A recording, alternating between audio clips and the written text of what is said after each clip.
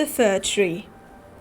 Far down in the forest, where the warm sun and the fresh air made a sweet resting place, grew a pretty little fir tree. And yet it was not happy. It wished so much to be tall like its companions, the pines and firs which grew around it.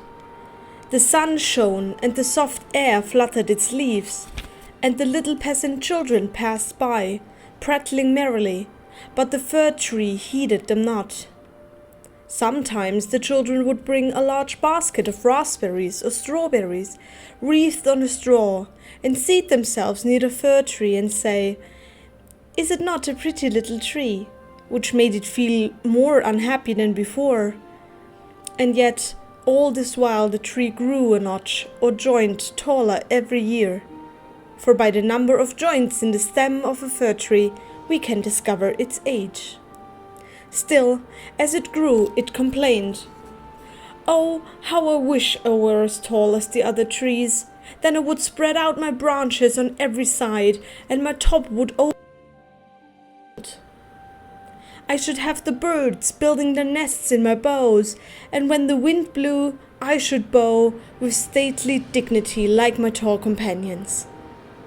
The tree was so discontented that it took no pleasure in the warm sunshine, the birds, or the rosy clouds that floated over it morning and evening. Sometimes in winter, when the snow lay white and glittering on the ground, a hare would come springing along and jump right over the little tree. And then how mortified it would be. 2 winters passed, and when the third arrived, the tree had grown so tall that the hare was obliged to run around it. Yet it remained unsatisfied and would exclaim, "Oh, if I could but keep on growing tall and old! There is nothing else worth caring for in the world." In the autumn, as usual, the woodcutters came and cut down several of the tallest trees, and the young fir tree, which was now grown to its full height, shuddered as the noble trees fell to the earth with a crash. After the branches were lopped off, the trunks looked so slender and bare that they could scarcely be recognized. Then they were placed upon wagons and drawn by horses out of the forest. Where were they going? What would become of them? The young fir tree wished very much to know. So in the spring, when the swallows and the storks came, it asked, "Do you know where those trees were taken? Did you meet them?" The swallows knew nothing, but the stork, after a little reflection, nodded his head and said, "Yes, I think I do. I met several new ships when I flew from Egypt, and they had fine masts that smelt like fir. I think these must have been the trees. I assure you they were stately, very stately." "Oh, how I wish I were tall enough to go on the sea," said the fir tree. "What is the sea, and what does it look like?" "It would take too much time to explain," said the stork, flying quickly away. "Rejoice in thy youth," said the sunbeam. "Rejoice in thy fresh growth and the young life that is in thee." And the wind kissed the tree, and the dew watered it with tears. But the fir tree regarded them not. Christmas time drew near, and many young trees were cut down, some even smaller and younger than the fir tree, who enjoyed neither rest nor peace, with longing to leave its forest home. These young trees, which were chosen for their beauty, kept their branches, and were also laid on wagons and drawn by horses out of the forest. "Where are they going?" asked the fir tree. "They are not taller than I am. Indeed, one is much less. And why are the branches not cut off? Where are they going?" We know, sang the sparrows. "We have looked in at the windows of the houses in the town, and we know what is done with them. They are dressed up in the most splendid manner. We have seen them standing in the middle of a warm room and adorned with all sorts of beautiful things. Honey cakes, gilded apples, playthings, and many hundreds of wax tapers."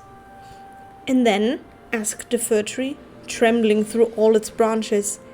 "And then what happens?" We did not see any more, said the sparrows, but this was enough for us. I wonder whether anything so brilliant will ever happen to me, thought the fir tree. It would be much better than crossing the sea. I long for it almost with pain. Oh, when will Christmas be here?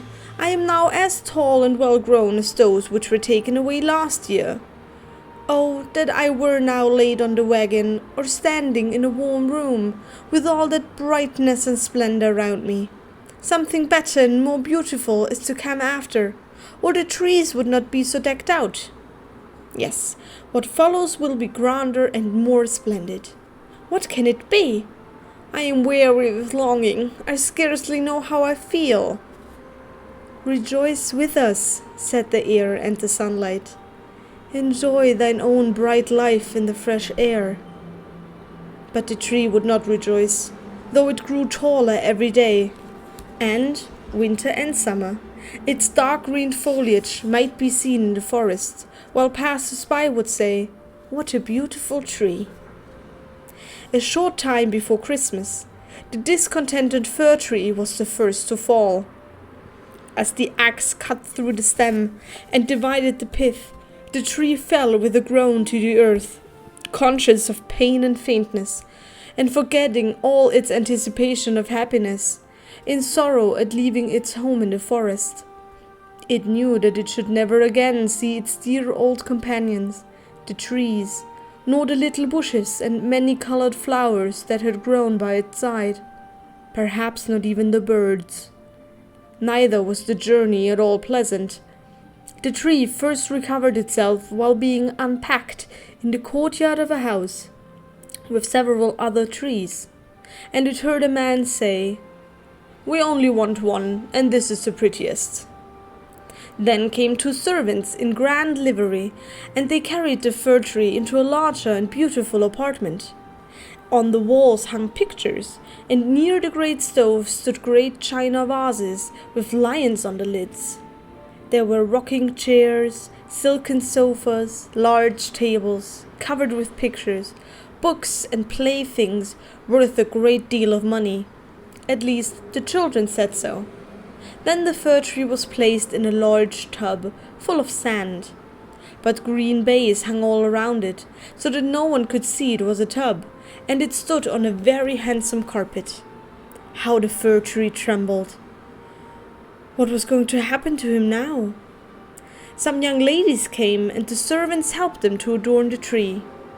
On one branch they hung little bags cut out of colored paper, and each bag was filled with sweetmeats.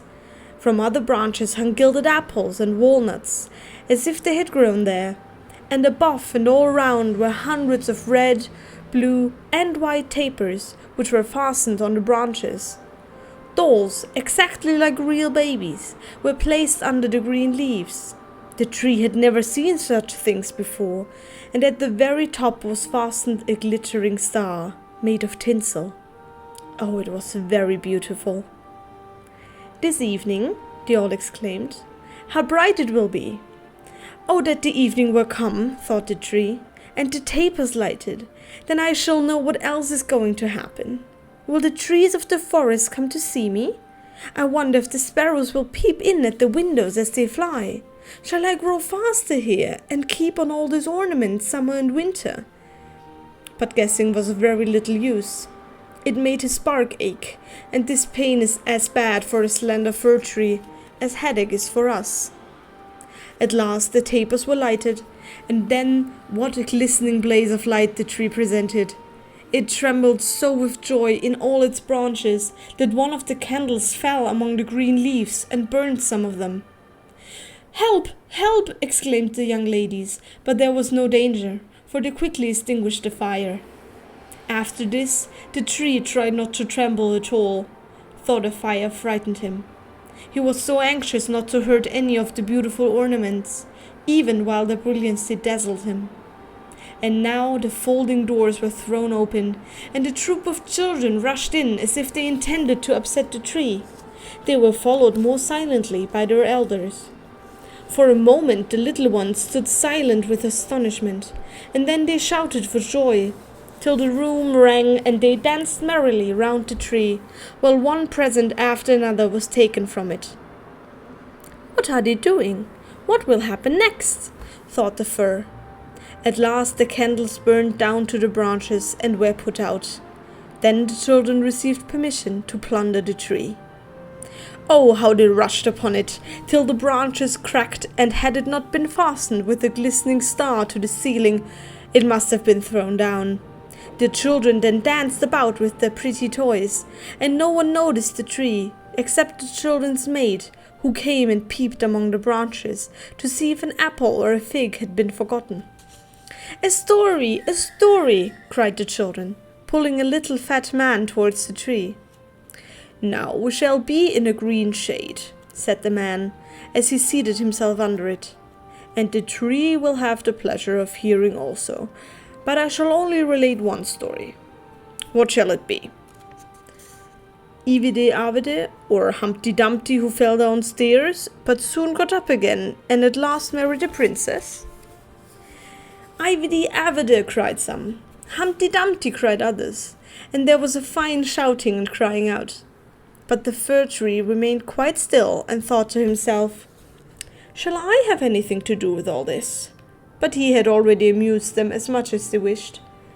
Then the old man told them the story of Humpty Dumpty, how he fell downstairs and was raised up again and married a princess. And the children clapped their hands and cried, "Tell another, tell another," for they wanted to hear a story of Ivide Avide, but they only had Humpty Dumpty. After this, the fir tree became quite silent and thoughtful. Never had the birds in the forest told such tales as Humpty Dumpty, who fell downstairs and yet married a princess. "Ah, yes, so it happens in the world," thought the fir tree. He believed it all, because it was related by such a nice man. "Ah, well," he thought, "who knows? Perhaps I may fall down too and marry a princess." And he looked forward joyfully to the next evening, expecting to be again decked out with lights and playthings, gold and fruit. "Tomorrow I will not tremble," thought he. "I will enjoy all my splendor, and I shall hear the story of Humpty Dumpty again, or perhaps Ivide Avide." And the tree remained quiet and thoughtful all night. In the morning, the servants and the housemaid came in. "Now," thought the fir, "all my splendor is going to begin again." But they dragged him out of the room and upstairs to the garret and threw him on the floor in a dark corner where no daylight shone, and there they left him. "What does this mean?" thought the tree. "What am I to do here? I can hear nothing in a place like this." And he had time enough to think. For days and nights passed and no one came near him, and when at last somebody did come, it was only to put away large boxes in a corner. So the tree was completely hidden from sight, as if it had never existed. "It is winter now," thought the tree. "The ground is hard and covered with snow, so that people cannot plant me. I shall be sheltered here, I dare say, until spring comes. How thoughtful and kind everybody is to me. Still, I wish this place was not so dark as well as lonely, with not even a little hare to look at. How pleasant it was out in the forest while the snow lay on the ground, when the hare would run by. Yes, and jump over me too, although I did not like it then. Oh, it is terribly lonely here." "Squeak, squeak," said a little mouse, creeping cautiously towards the tree. Then came another, and they both sniffed at the fir tree and crept between the branches. "Oh, it is very cold," said the little mouse. "Or else we should be so comfortable here, shouldn't we, you old fir tree?" "I am not old," said the fir tree. "There are many who are older than I am." "Where do you come from, and what do you know?" asked the mice, who were full of curiosity. "Have you seen the most beautiful places in the world, and can you tell us all about them? And have you been in the storeroom where cheese lies on the shelf and ham hangs from the ceiling? One can run about on tallow candles there, and go in thin and come out fat." "I know nothing of that place," said the fir tree, "but I know the wood where the sun shines and the birds sing." And then the tree told the little mice all about its youth. They had never heard such an account in their lives, and after they had listened to it attentively, they said, "What a number of things you have seen! You must have been very happy." "Happy?" exclaimed the Fir Tree. And then, as he reflected upon what he had been telling them, he said, "Ah, yes, after all, those were happy days." But when he went on and related all about Christmas Eve, and how he had been dressed up with cakes and lights, the mice said, "How happy you must have been, you old Fir Tree." "I am not old at all," replied the tree. "I only came from the forest this winter. I am now checked in my growth." "What splendid stories you can relate," said the little mice. And the next night 4 other mice came with them to hear what the tree had to tell. The more he talked, the more he remembered, and then he thought to himself, "Those were happy days, but they may come again. Humpty Dumpty fell downstairs, and yet he married the princess. Perhaps I may marry a princess too." And the Fir Tree thought of the pretty little birch tree that grew in the forest, which was to him a real beautiful princess. "Who is Humpty Dumpty?" asked the little mice.